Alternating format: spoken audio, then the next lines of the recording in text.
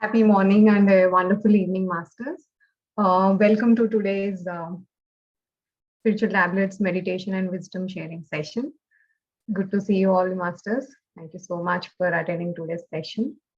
As we are discussing on the book Immortal Talks by Shonya, um, deeply imparted wisdom by Lord Hanuman to the community or tribal people of Matang is being beautifully um, put together in this book Immortal Talks by this unknown author called Shonya.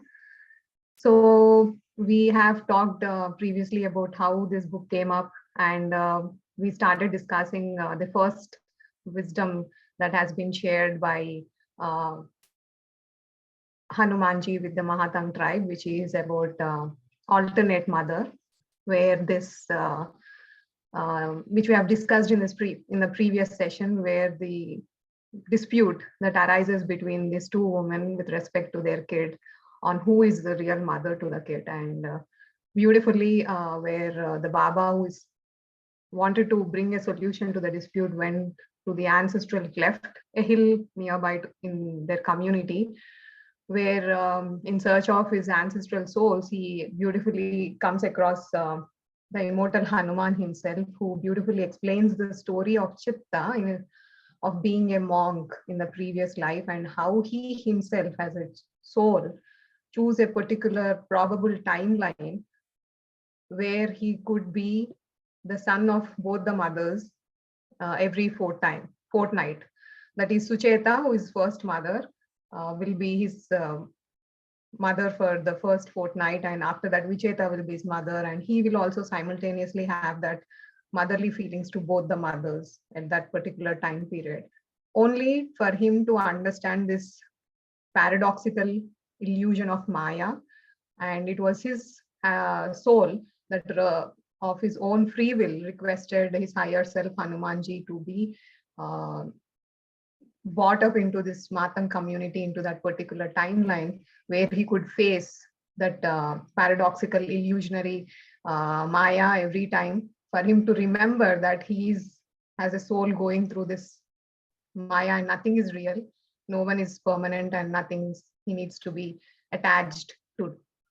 So this word attached is something which we carry into this second chapter called Mermaid, the Mermaid. So here it's a beautifully put story where what happens is that once the second chapter is named as a mermaid, and you'll understand towards the end why this chapter has been named as Mermaid. So what happens is that once the whole dispute has been solved, and Baba under the guidance of immortal Hanuman himself, both the ladies along with the little boy Chitta, they head back to the community. They come down the ancestral cliff and they start moving to their community. And Baba, he also comes back, and he, instead of accompanying both the ladies back to the community, he sits there in the nearby the ancestral cliff, the hill, for some time, because Baba has been, he's in his late 80s, and he has been the head of the Matang tribe for many, many years. And every 41 years, Hanumanji comes and, he spends time with the tribal people, and he imparts wisdom. He tells about all these beautiful stories about the universe, universal laws, about alternate timelines, about the universes, about alternate realities, parallel realities, about karma, about beautiful concepts, and imparts so much wisdom to them. For once the Hanumanji comes and goes through that for that particular time where he spends with the Matang tribe, there's so much energy that is rejuvenated in them, and they pass through their everyday, they go through their everyday life in this Maya so easily, because of the wisdom that has been imparted to them by Lord Hanuman himself, and under the guidance of Baba, who has been continuously taking care of his tribe, each and every person of his tribe. So he has been exhausted all these days being stable as a chieftain or a head of the tribe is not easy, especially to a community like Matang tribe, who are so matured souls. They are very near to salvation. And heading a soul group of such a level of maturity for so long is very tiresome, because as a soul, because he has to take care of the people, and he's been going through what do you say, that middle path of checking the being right, following dharma, and a lot of things. So a point comes where he also wants to give his throne to someone else, succession to some other person, and he wants to move to that, to be with his higher self, or to be with immortal Hanuman, and just attain salvation, and be free of all these clutches. That is a feeling he has it. And today, when he sees Hanuman, he gets carried away. He feels very excited. There's so much euphoria in him. He wants to stay back. But again, there's a confusion that Hanuman might have gone back to the community. So he wants to go back to the community and express this information that Hanuman has arrived and it's time. And he goes to, and he thinks that by this time Sucheta and Vicheta would have reached the community, and they would have told to the entire Matang tribe, and everyone would be feeling very happy. They might be dancing around the bonfire, welcoming Hanumanji and everything. So for a man who has lived in this present moment every minute of his life, not dwelling in the memories of his past or the expectations of the future, this moment where he thought the Hanuman has arrived and he might be vacating his body, and there's a succession, succession that is going to happen. All these things, created a rage of tsunami in his head, and somewhere the mind started taking control of Baba. So man of such a wisdom sometimes might get trapped in this illusion of Maya if we don't always be stable with our emotions. So that was the depiction of Baba there. So when he comes back to the community, he sees that everyone is sleeping. There is no fire, nothing. It was very calm and peaceful. And it was very shocked to Baba. So he finds a woman there where he recognizes that when he comes near to her, he recognizes that that woman is his wife. And he asks his wife that what happened, didn't Sucheta and Vicheta come back? And his wife says that, yes, they have come back and I've seen them crying. And I understood that even the ancestors could not help bring a solution to the dispute. And she says that, don't worry, things will, be taken care of. We'll think about it in the morning. And after listening to that, Baba gets so shocked that what is she saying? Didn't Sucheta and Vicheta tell them that Hanuman himself has come, and the whole story of what has happened? But even though Baba was trying, he's shouting his mouth out, his lungs out, that Hanuman has come and this is what has happened, nothing goes into the ears of his wife. And he shouts and shouts, and he loses his what do you say, excitement, and he feels very feels little low in emotion, that he couldn't express that why his wife is not understanding the words very clearly. Even a deaf person can understand just by watching his lips moving that it's Hanuman who has come. But somewhere he has lost that ability to understand, because his mind has taken over, that there is some transmission signaling that has been broken between the speaker and the listener. Whatever he's telling, his wife is unable to catch it up. So later he brings his emotion to some place, and he understood that something's there's some problem has come, even though he's telling, his wife is not understanding. So now what happens is that immediately when your mind takes the control, Baba started to feel that, am I hallucinating? Whatever Sucheta, Vicheta has seen on the top of the hill, is it a hallucination? Because she's telling even Vicheta and Sucheta were crying and they went back. Am I hallucinating? Were we all together hallucinating? Is it a delusion or something that we have seen which is not real? So with that question, he goes back to the sleep, and he doesn't understand what was happening.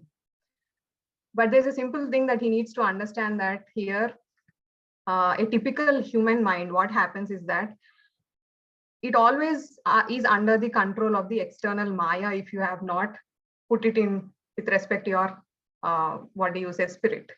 So what happens is that the Maya is always a never ending, like a train that is running and running and running. There is no stop to that. And it is always in duality. Duality in the sense there is always good and bad in this Maya. There is always right and wrong.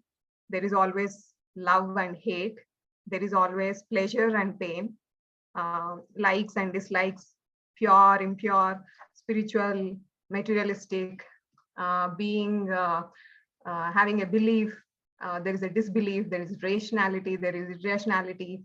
There's so much the mind is always engaged on.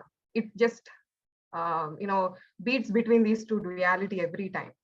So here, what happened at that point of time here, we need to understand what the author says here is that Maya has all the powers to enslave a human mind and control what information the mind receives.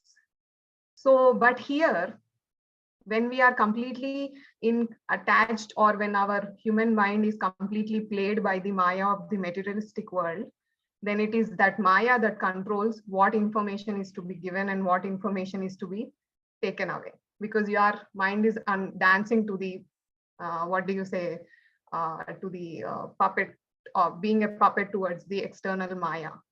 But for Maya to have influence over the mind of such a person, like, or a community tribe like Matang, which is very, very closely guarded by Hanuman, is something to be thought about, because here Hanuman didn't want Baba or Sucheta or Vicheta to tell about his arrival to the community. So that's why that information is being blocked there, because here these people have completely surrendered themselves to their higher self, and it's their higher self is the immortal Hanuman, who completely protects them, shows them the probabilities of what to take, what to be considered, and everything. So that is a simple depiction that the author wanted us to show, that how you will be, how Maya takes control of our mind and how our mind dances towards this external reality. But putting this aside, when Baba goes back to the sleep, on some hut somewhere in that same community, there resides this person called Urva. Now we have talked that Baba is going to take retirement. There is a new person who is going to sit on the chair of being the head of the Matan tribe. Now we are going to see about what this new person is and what is he going through. And here the beautiful mermaid story comes into play, which Hanumanji beautifully explains in this particular chapter. So I'll just share the slide here for you to see. One second.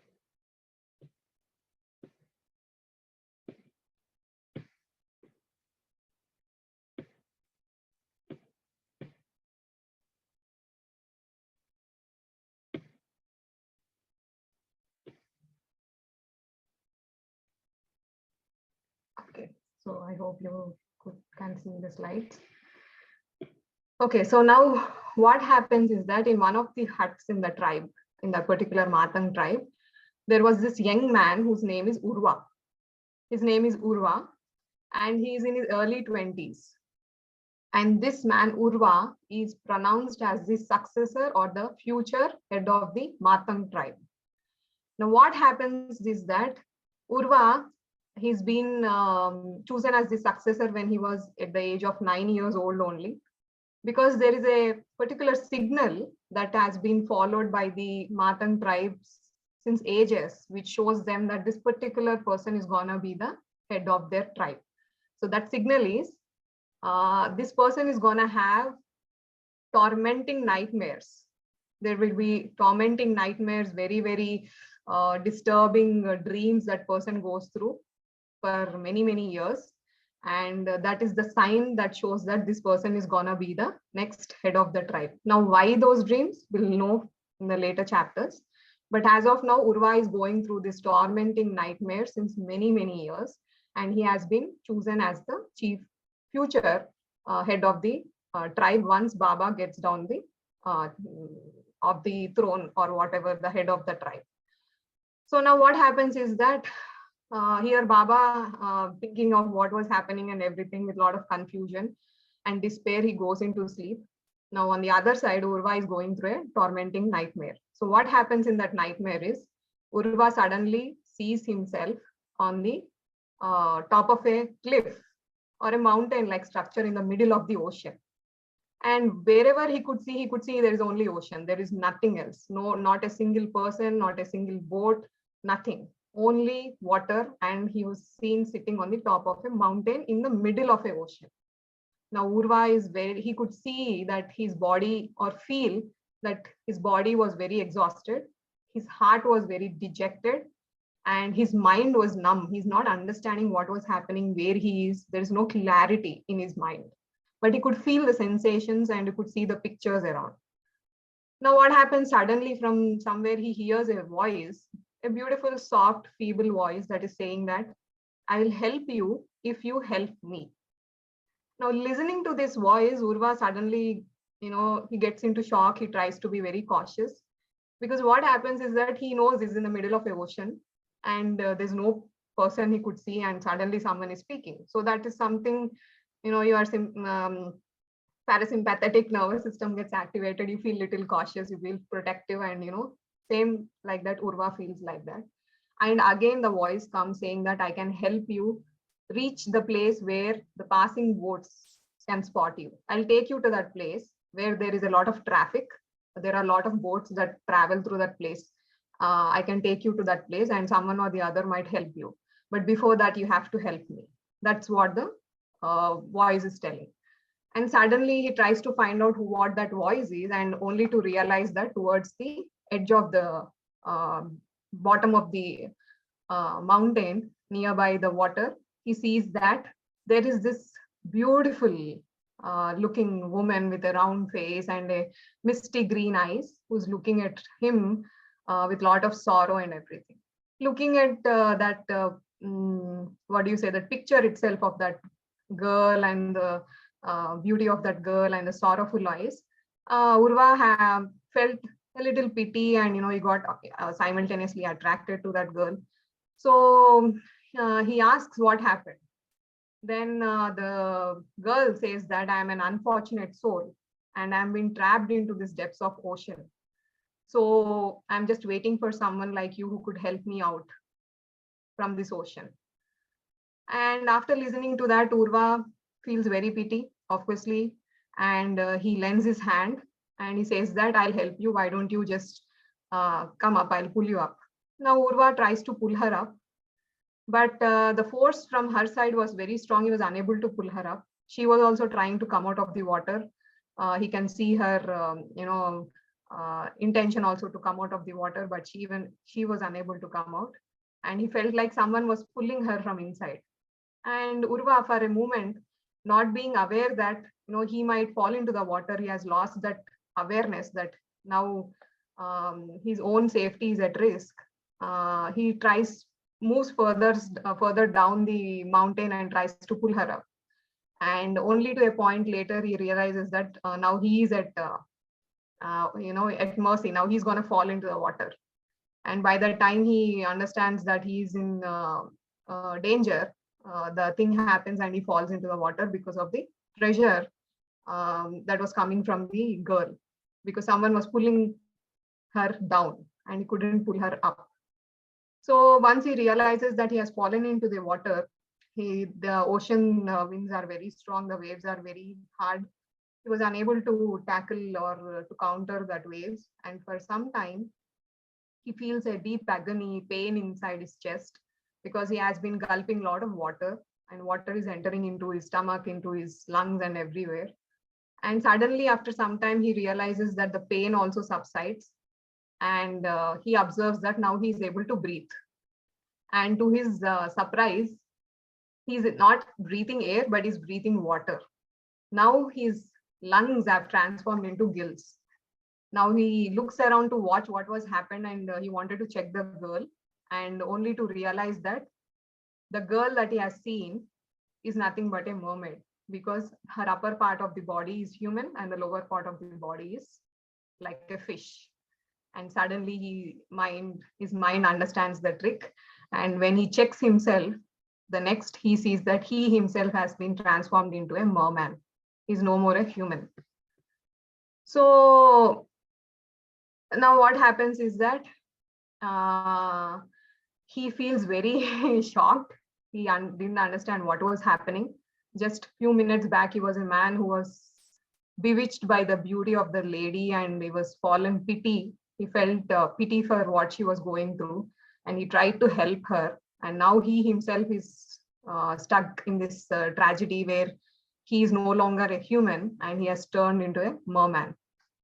And he shouts with anger towards her, like, how can you deceive me? This is so much a deceivement that you have done to me. You have completely lured me into this trap and everything. And by the time he could express his anger, he was taken to the queen. There is a huge kingdom down there in the water, for the mermaid kingdom or something. So the whatever the fish army comes and takes him to the queen, and the mermaid, the girl who tried to talk with the person. Here, everything is happening to Urva. So Urva was the one who has turned into a merman now. So now Urva, who's a merman, now is taken to the queen and presented to the queen by the girl who tried to um, pull Urva into the ocean. That's what Urva felt. So within few hours, Urva was feeling very angry. He was confused, and later he accepted. He was in a denial mode, and finally accepted that now his entire life is gonna be like a merman. And he, for a point of time, he felt happy that at least he's alive in the water. And he was taken into this luxurious big mansion. There were, a lot of uh, gold, and this pearls, and a lot of luxury in that place. And uh, there were all pleasures that he could enjoy. And slowly, when he was there, staying there for or going through the beautiful architectures of that place down the ocean, he completely forgot that he's no more a human.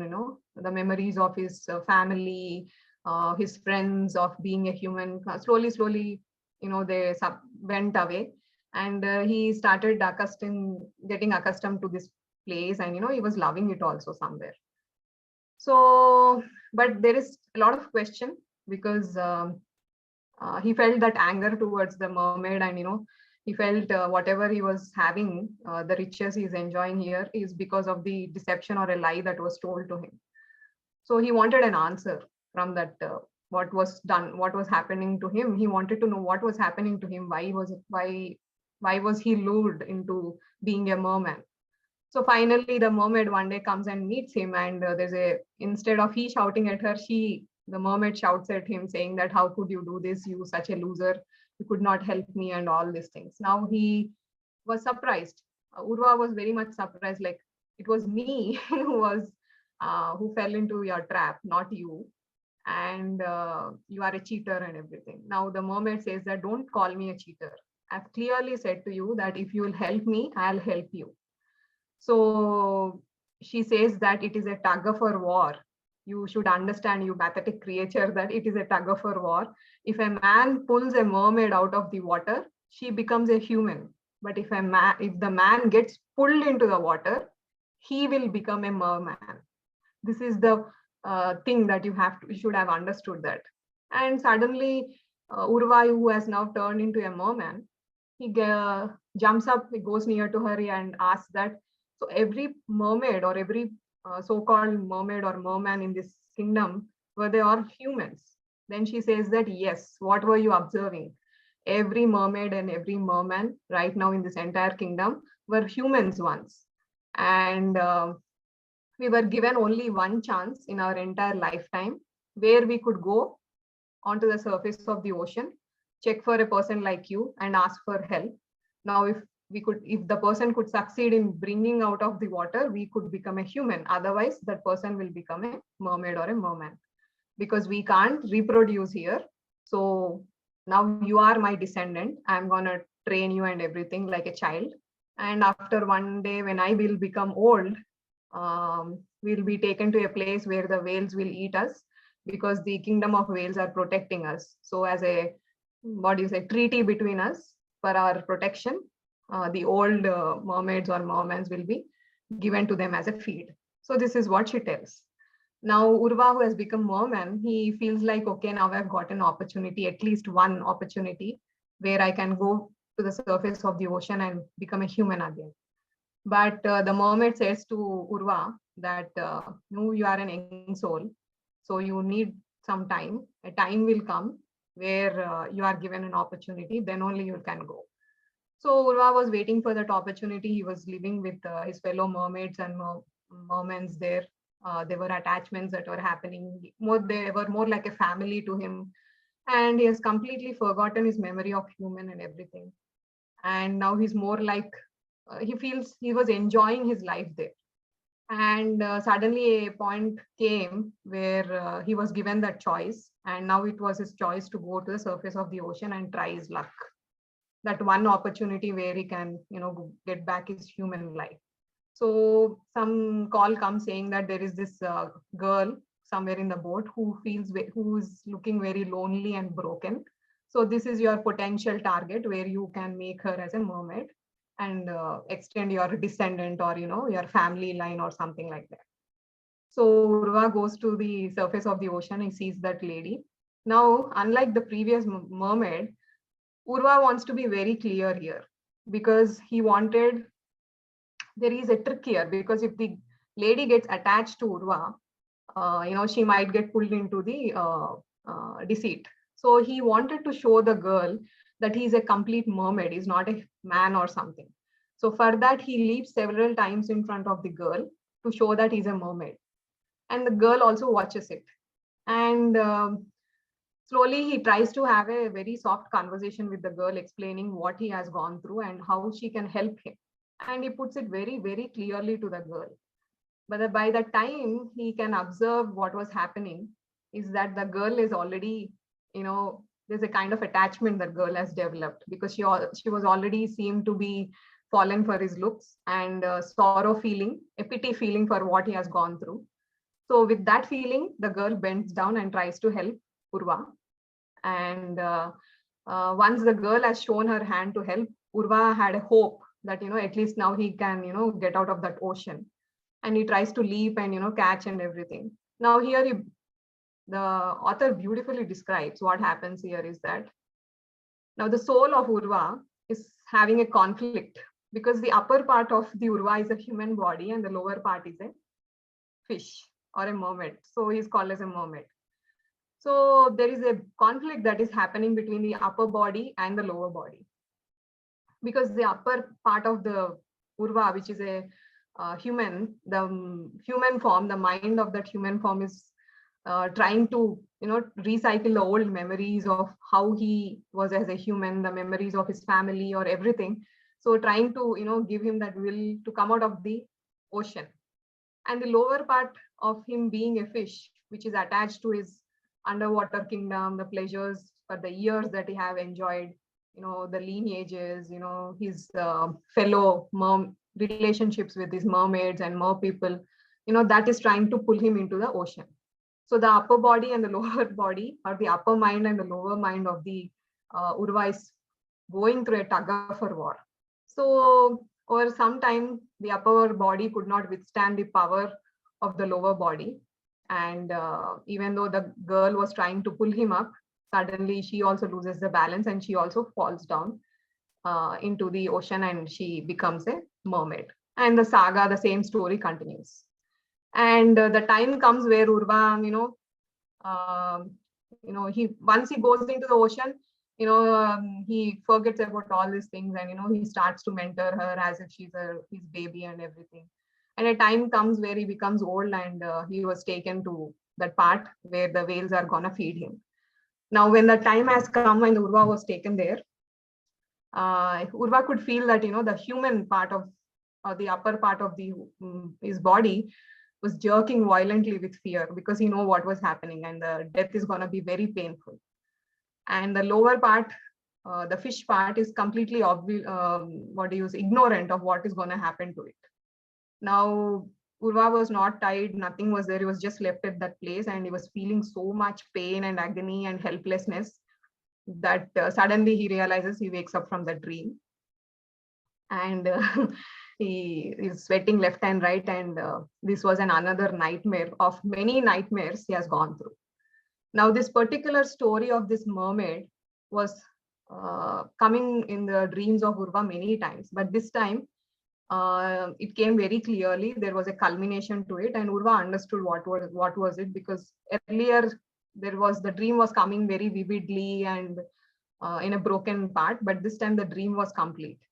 Now, on the next day, Urva tries to explain the dream to Baba, that this is what happened. And Baba once said to him that, your nightmare dreams will end once, you reach a saturation point of clarity of what it is. So once you get that clarity, those dreams will end, and you no more require those nightmare dreams to happen.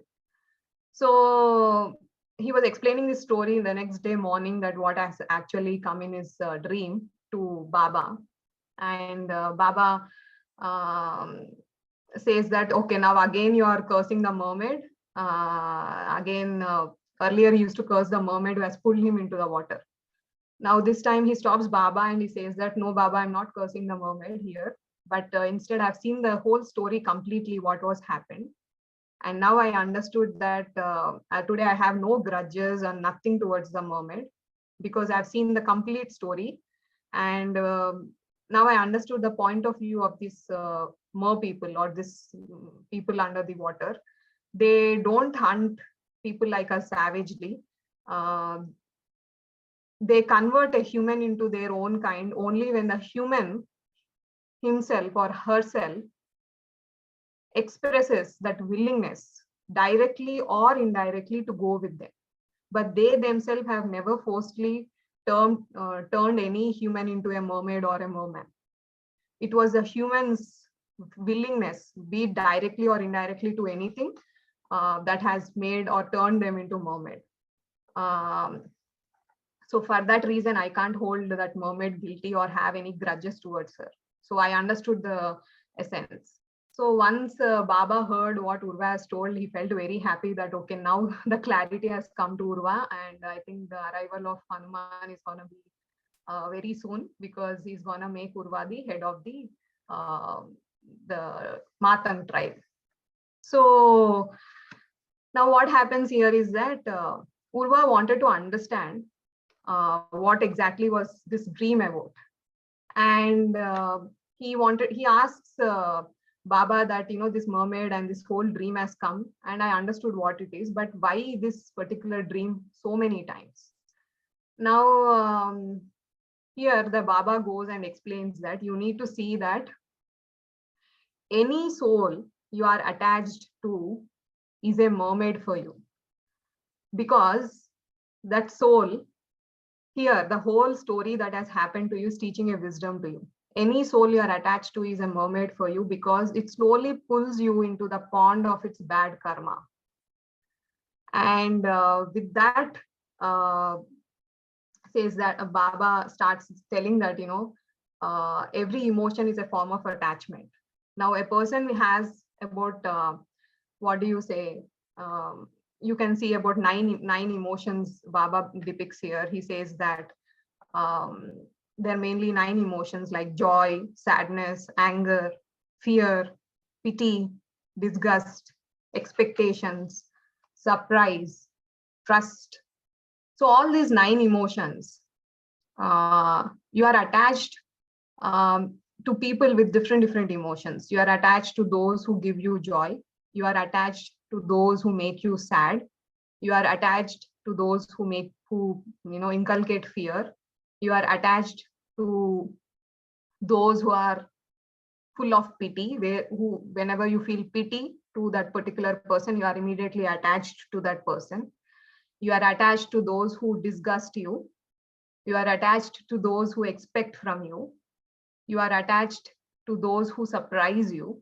You are attached to those you feel like, I trust that person completely, something like that. So in a short, you are attached to those who evoke any kind of emotion in you. Name it, any kind of emotion, even joy and happiness also. So you should consider them all as your mermaids. or the infected souls out to sink you in the depths of their bad karma. So for that, here at that point of time, along with Urva and Baba, there are two other people. One is Danushka, and the other person is the uncle to Urva. So Danushka is very close to Urva, is his friend, and both of them are very, very close to each other. So here, Urva says that, whatever you are saying, Baba, that every emotion is a form of attachment. When you say that, it also looks like that in case every living soul we come across is a potential mermaid to us, because we are attached to that person in some or the other form of emotion. Looks like it. And Baba says that the stronger the attachment, the quicker the transmission of the bad karma. So here Baba says that how the transmission of bad karma and everything, Baba gives here an explanation. If you are attached to a soul, he says that particular soul, it might be anyone, it might be any person, a particular emotion that you depict with that person, of the 9 emotions that you see here. If you are attached to a soul, it behaves like a mermaid and it transfers its bad karma to you. You can imagine the mermaid as someone who's suffering from like an infectious disease. For an example, Baba says to them that, this person, if you see a person and you know that the person is having an infectious disease, which means that when you go out, touch them, or when you go around them, there is a chance that you might also get infected. So here we need to understand that they're not doing it intentionally. It just happens by that nature of the soul. So what happens is that the nature of the soul, it wants to get rid of the bad karma, possess the good karma, and just move out of this, cycle. So therefore, by the sheer nature itself of the soul, only bad karma will flow through the channel of attachments, unless some artificial, whatever, not any interference happens. Other than that, very natural process that happens according to the universal laws is that when you are attached to a soul with respect to any emotion, the bad karma flows from that particular soul's bad karma will pass on to you. So that is the very nature of the soul. So it's not doing it intentionally, because the soul wants to get rid of this bad karma. So be it in any way, it doesn't matter to it. So that's why one must not hold grudge against the mermaid. So here we need to just take care, whatever it is, any person whom you see that is going to be a possible mermaid, there is no point on having grudge or running away from them. We need to take care. The one more important thing is that you don't get attached to it. So here the friend of Urva, what happens is that they're going through the forest and they see this Hanudas, which I've talked in the first chapter, and 2 other sages lingering around the Baba because they want to talk to Baba. And Baba shows Urva and his friend that, these 3 people that you're seeing there who are trying to talk to us, these are the potential mermaids. Now Urva asks Baba that, I understand, if this friend or if it's family or anything, I understand they are being the potential mermaids. But these 3 people, we don't even know them. Why are they being potential mermaids? So for that, Baba says that, being angry also, whenever Baba is seeing these 3 people, there's an emotion of anger that is coming because he doesn't want to talk to them. So whatever emotion you pick up, if you are getting attached to a soul with that particular emotion, you see that there is a probable transfer of energy that is happening between you and the person. And you are sucking up the bad karma of that particular person. So now what happens is that after this whole story, Baba, when he explains about the mermaid story and everything, that is why that whole nightmare has come to you, to give you that explanation. So Urva says to Baba that, oh, just for me to explain that, I have been going through this entire nightmare for so many years. Now Baba says that it is very easy to say, but once you take the charge of being the head of this Matang tribe, you must be able to spot the mermaid very immediately and save not only yourself, but the people, the entire tribe. Because if you fall prey to the mermaid, you will be infecting this entire tribe because you are the head of the tribe. It sounds very easy, but it is very, very, very tricky. So because we always, the biggest problem with the humans is that we always tend to underestimate the deadly power of the mermaid or the Maya, because it always hides between the mortal people, and it is very, very subtle. You can't even find it, and how it gets influenced, it just catches the trail and just sucks you up. So it's very important, you have to be aware of it. For that, the masters or the gods have been training you so that you are in complete control and you can spot the mermaid around. So once Baba has told this and everything, um, Baba says that, the wise matans, or the, what do you say, people who have been like the head of the Matan community for ages, they always have stayed away from these 9 forms of attachments or these 9 emotions. And how could they move away from this attachments, and how could they keep them aside from this Maya, is because Baba here says that, emotions are a part of us. We have to feel that emotions. But the important thing here is that whenever you feel that emotion, you have to be completely aware that this world is just a grand play and you're just playing a character. Don't make that emotion define you. Just see the emotion as is and just play the character, and don't get attached to that emotion. That is very, very important. That's how this head of the Matang tribe could succeed themselves of being in this world of Maya. So after this explanation, what happens is that Baba and Urva and Urva's friend Danushka and his uncle, they go through the forest, and they were talking about all this mermaid thing, and Urva understood the whole essence of what this mermaid is and everything, and how he has to be aware of it every second of his life when he's gonna be the head of the Matang tribe, and not fall prey for the mermaid in any possible way. So while they were walking there, suddenly they come across this dog, which is completely, what do you say, it looks like as if it is dead, because there were maggots, and they were almost half eaten the legs of the dog, and the whole look itself was looking very miserable, and the dog was going through a lot of pain. So this was the picture that they were seeing while they were walking on the forest. So looking at that, Baba immediately checks everything, and he finds that the dog seems to have some bit of life. So he directs Danushka and his uncle to go and bring some leaves that have anti-poisonous properties. And he directs them, and he goes towards the dog. And he looks at the dog and everything, the pain, the agony the dog was feeling. And he looks at the maggots and also. And suddenly he looks and sees for Urva, and he sees that Urva is nowhere. Now he goes to find Urva, and he sees that Urva says to Baba that, that is a mermaid, because I'm having an emotion and I'm not able to move myself away from that emotion. Then Baba says that, yes, that is a mermaid, but the look of the dog is evoking a very, very strong emotion of pity in us. And obviously, pity is a form of an emotion. Therefore, you should consider it as a mermaid. But that does not mean that we stop being who we truly are. We can't risk of soul contamination involved here, because just running away without exerting all our efforts to help a dog is like stabbing our soul from fear of contamination, or like committing suicide.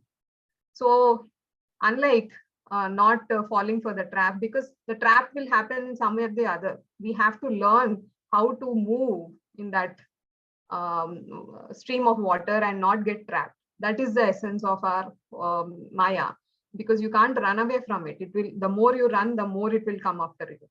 So here, being head of the Matan tribe, future head of the Matan tribe, you can't run away, and we won't run away from the emotion of pity and the further actions it will trigger. Instead, we'll help the dog, but we'll help as though we are playing a character of someone who is sympathetic and helpful. That is the thing that you have to be. You have to be aware of that and do the process. And this was something Urva was facing himself as first time after knowing about all these things, and he was not ready to go through that. And Baba understands that Urva is not in a what do you say mood to do this, and he goes to the dog and he sees what was happening, and he was waiting for Danushka and his uncle to bring the leaves.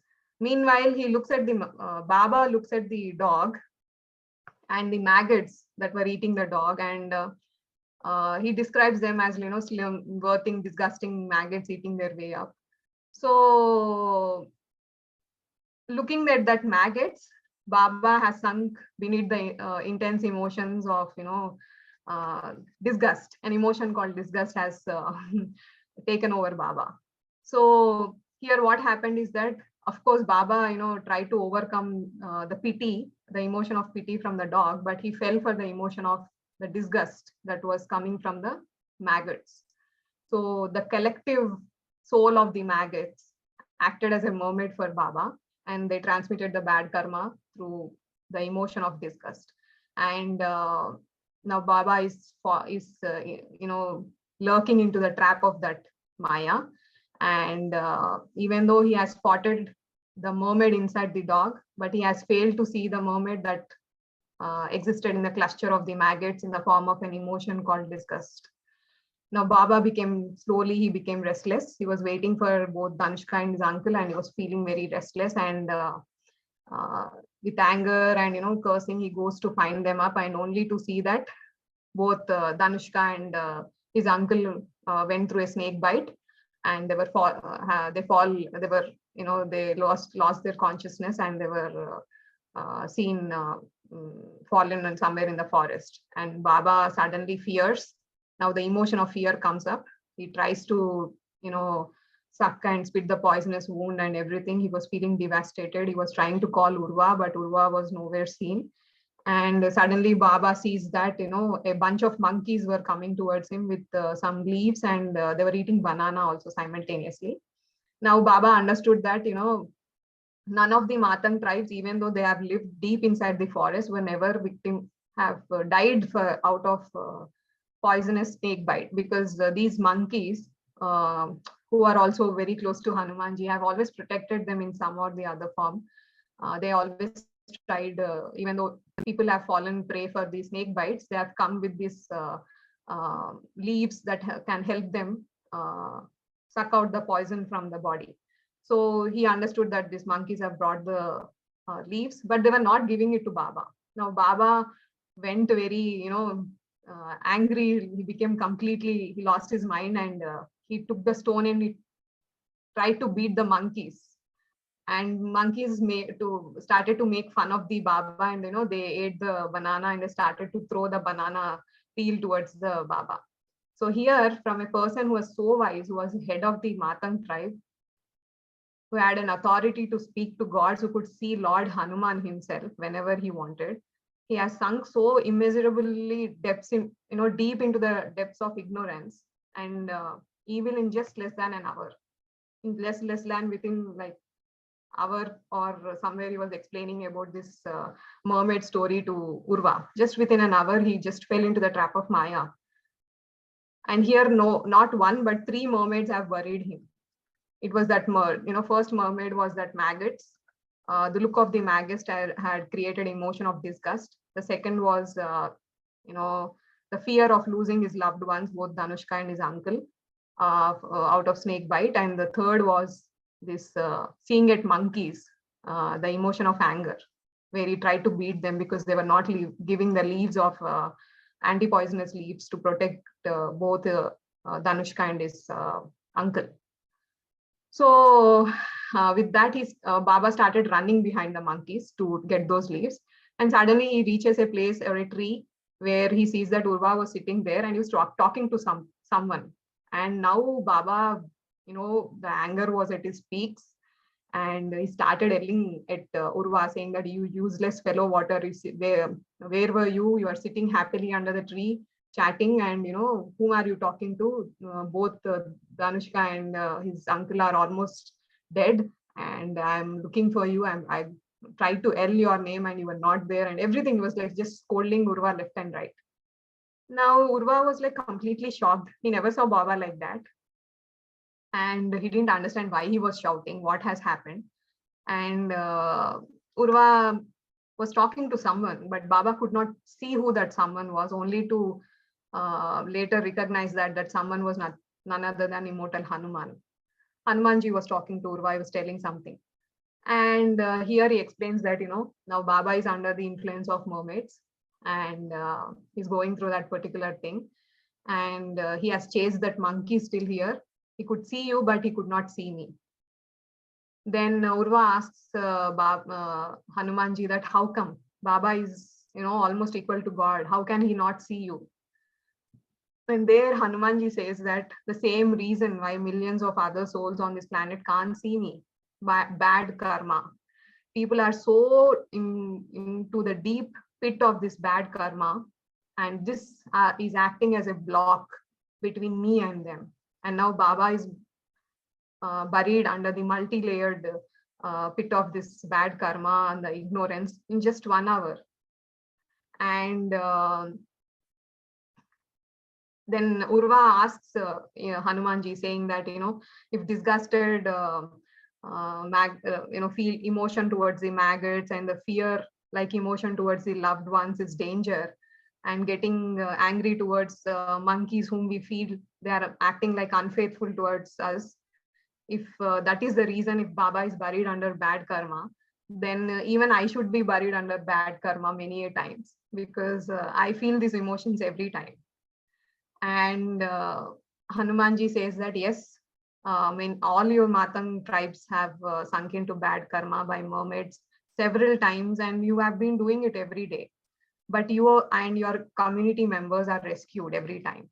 And Urva asks that who is rescuing us?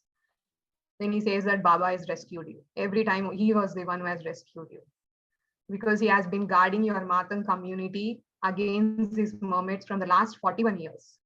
And once he's gonna be down as a chieftain and you are gonna be the head of the tribe, it is your responsibility to take care of this whole drama, or this whole dynamics between these emotions and the Maya and everything. And now Urva gets little cautious. He says that a man like Baba has felt into deep, got trapped into this deep clutches of this attachments. How can I do? I'm just a newcomer. I haven't seen situations like that. So he says that will come. How will it come? He asks Hanumanji, and Hanumanji says that it will only come with awareness.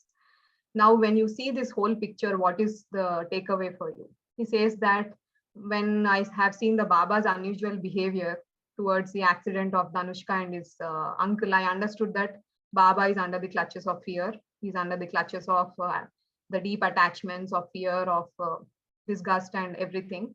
So now I have to tackle this whole situation as if I'm tackling myself as a character in this whole play of Maya. So I'll do it with a lot of awareness.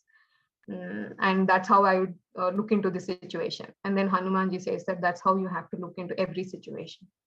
And that's how you'll be out of this whole clutches. So that's as simple as that. And you have that complete ability to do it. And after that, the conversation between the, now Urva says that now what is going to happen? And when he says that, immediately something clicks, and he sees that the whole scene has completely turned, and Baba is still there. He has no idea of what has happened. This entire story of Tanushka being, and his uncle being dead, and, he chasing monkeys. Nothing has happened. Everything is like normal, and Baba is looking for honey, and, these people were, there's not even dog also there. The whole scene has completely changed. So here this whole picture was taken or put into as a timeline for Urva to see that what he is gonna face as the head of the Matang tribe, and how he has to deal with these particular mermaids in his everyday life. So that's how the conversation between the guru and the disciple is broken, and Baba could see Hanuman now, because he's no more under the clutches of this emotion. And that's how this entire story of mermaid is told to us. It's a little long story, but there's so much essence in it. I wanted to talk about it. So the essence here, the takeaway point here from this particular chapter is the mermaids here are mentioned to the souls which are trapped in Maya. So the mermaid that we have seen here is a soul that is completely trapped in Maya, and it was trying to come out of that Maya. So half human, which want to come out of the sea and be free soul, and half fish, which wants to stay deeper in the sea and enjoy the temporary world of Maya, the pleasures, the pain, the good, the bad, the right, the wrong, whatever it is. So if we choose to be a fish, we choose Maya. Here are the rules of karma that that makes our life miserable or joyful. So every soul wants to be free and stay blissful. That is the natural essence of the soul. It wants to move out of the clutches of this Maya. So but due to our karmic account, we get stuck deep inside the sea of the Maya. We get pulled every time somewhere the other way, and we all have emotions, but we should not make ourselves as an emotion. So the moment we take any action emotionally, we are getting attached to the karmic cycle. No matter how good or bad our karmas are, if we are getting attached to another mermaid or a soul with respect to an emotion, we are sharing the bad karma of that soul. And the soul is also, if it's attached to us, the soul is also sharing our bad karma. So the mutual exchange of bad karma that is happening between each other. So the first rule to be free or to stay detached is that we can help other souls, but without getting emotionally attached, even if they are our parents, our kids, our wife, our husband, friends, or any closed ones, because emotions are to be expressed. This is how it's very important that we have to express emotion, because emotion is energy in motion. We give the flow of energy. But the moment we label that emotion and we feel, or we become that part of emotion, we are deep into that Maya. That's how the story of mermaid was explained.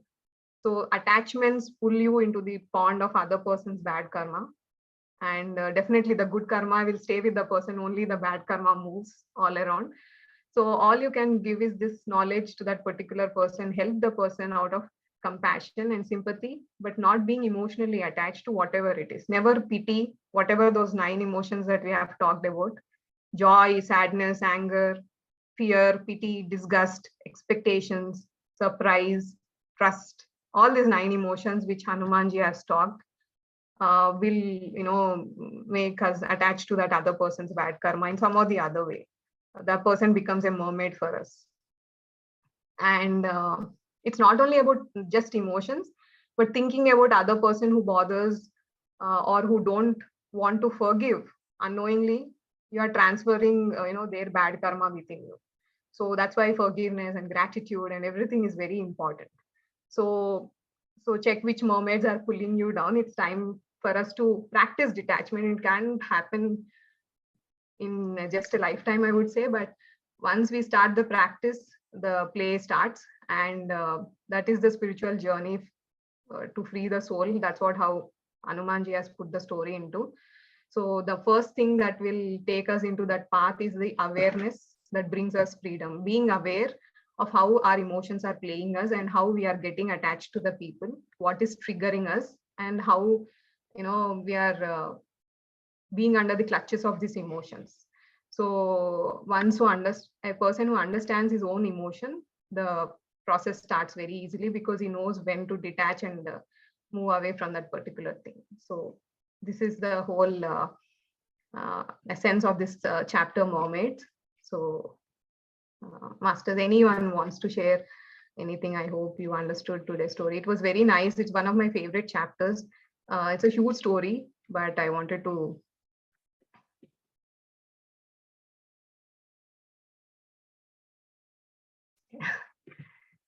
yeah, Blossom. So my question is, suppose if you're meeting one person and you get angry, let's take off this thing, right? But how I'm taking their bad karma? Because that's what in the story they say, that when you meet a person, irrespective, it might be your family or anything. Once you get emotionally attached with a emotion called anger, joy, or anything with that person, and you have a grudge or anything, obviously anger follows with grudge and resentment and everything. So you open a channel between you and that other person, where the transmission of his or her bad karma will be onto you, because it is you who has opened the channel. So that is how Baba explains the whole mermaid story, that no one is a soul wants itself to be free, so it's not doing it wantedly, but whenever the channel is open, the soul wants to gush out the bad karma to the person. So what happens is that you are carrying that energy vibe around you, and now you are gonna, not the entire bad karma in the sense, but some energy is being transferred to you. Now you have to go through that process. So that's how it is. I hope you understand. Thank you.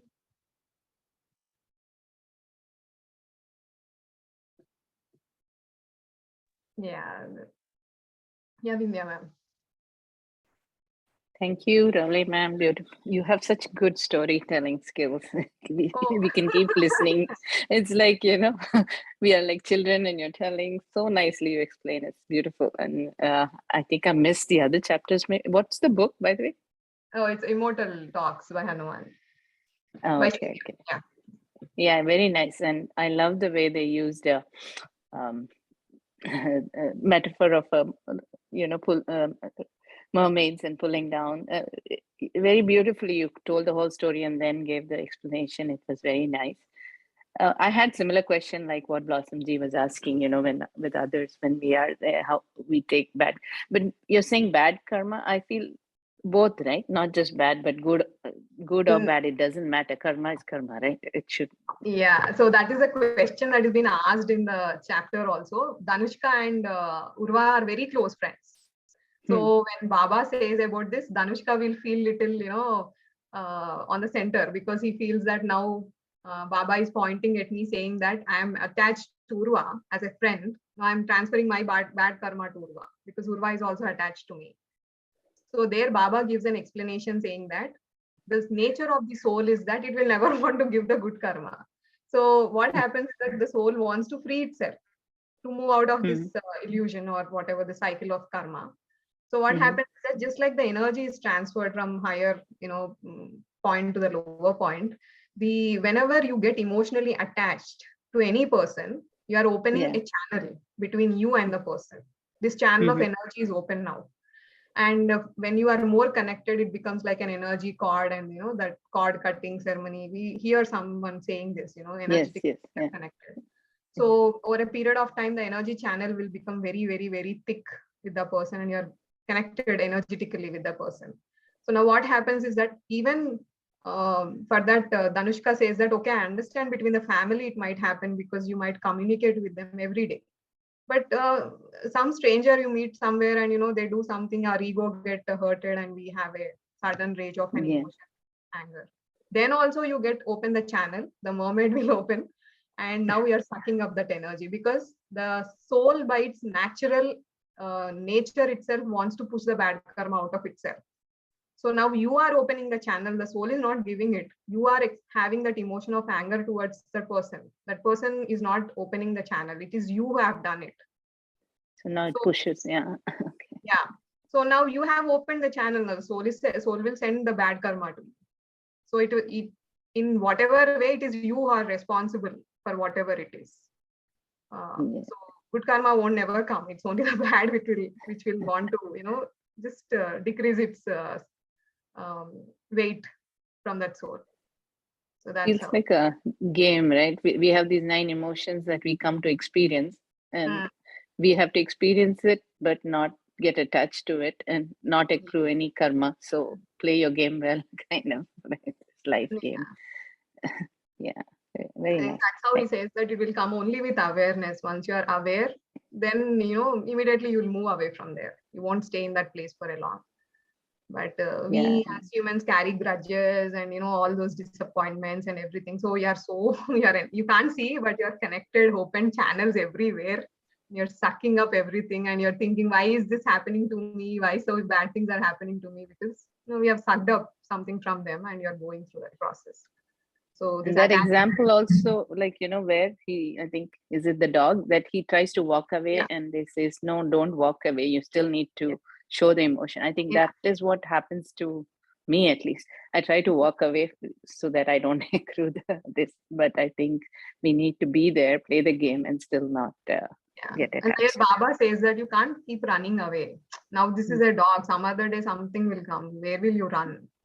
Yeah. So you have to be in between and learn the what do you say, trick of not being getting carried away. Only then only you'll sustain. But otherwise, some or the other day you'll fall for the trap. And that's how even Baba fell for the trap, because he was, off the guard for some time. He felt like Yeah. Hanumanji has come and now he might leave his body. So he was confused for some time and he fell for the trap. So Hanuman wanted him, Urva, to show that, you'd never know, even a person such a high stature like a Baba could fall for the trap of Maya within just a couple of minutes. Thank you. Thank you. Bye. Yeah.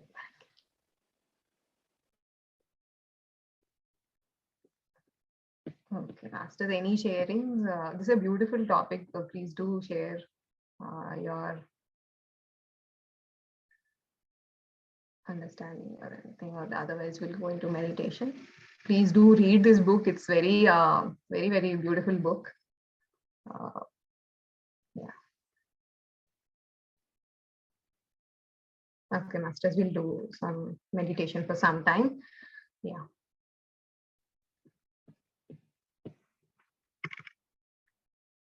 Sit in the comfortable position, drink some water.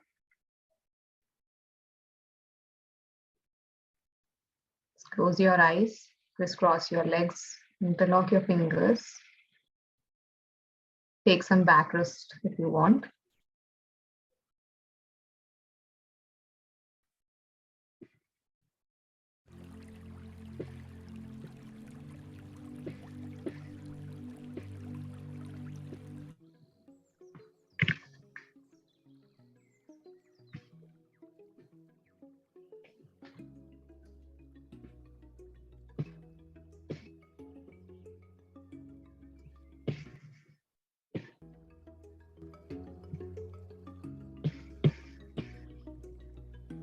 And slowly relax your physical body.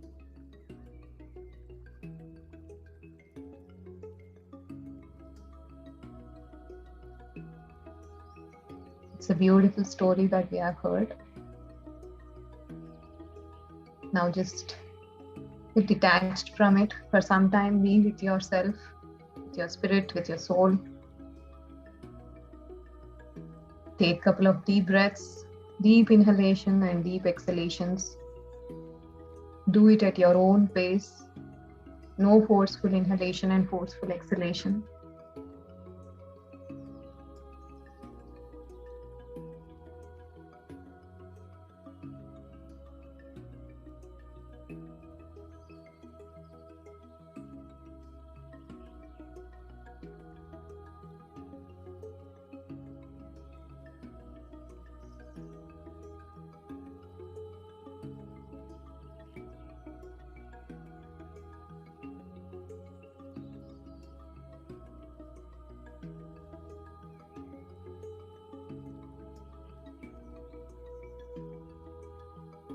Slowly start observing your breath. Bring your breathing to your normal inhalation and exhalation. Let the breathing happen naturally and start observing your breath. Let the mind be put into sleep for some time. Only start observing your breath, inhalation and the exhalation. Just travel with your breath to the source of light within you. Connect with the spark inside you.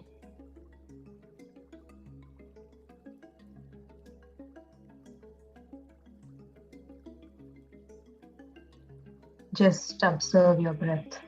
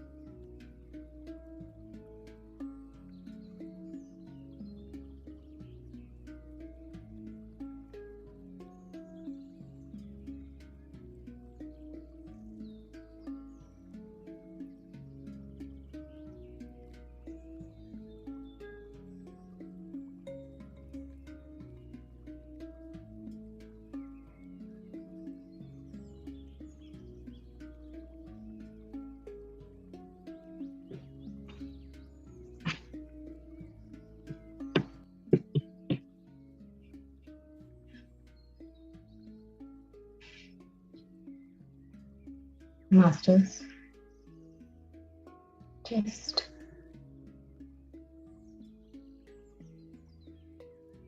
feel your physical body.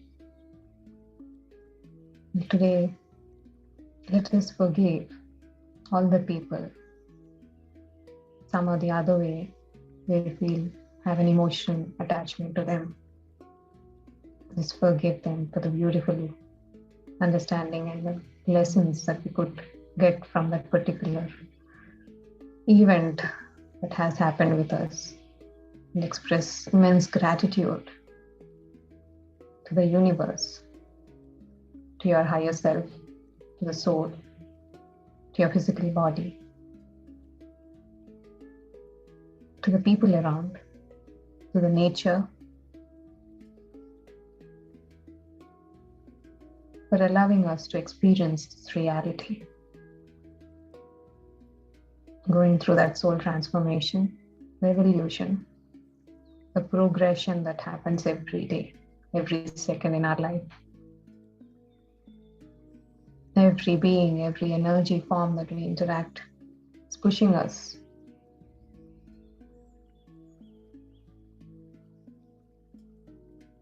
Is helping that soul of us to transform, to progress. So express your deep gratitude to the invisible forces that are helping you every day.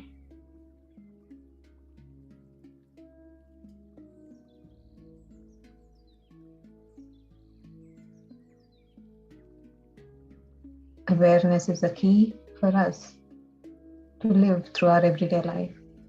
Just be aware of who you are, how your emotions are popping up, what are you being triggered of. Just make sure you don't open the channels to the mermaids around you, and enjoy this beautiful journey of your life. Thank you so much, Masters. Whenever you're ready, please open your eyes, take some water if you want. Thank you. Thank you.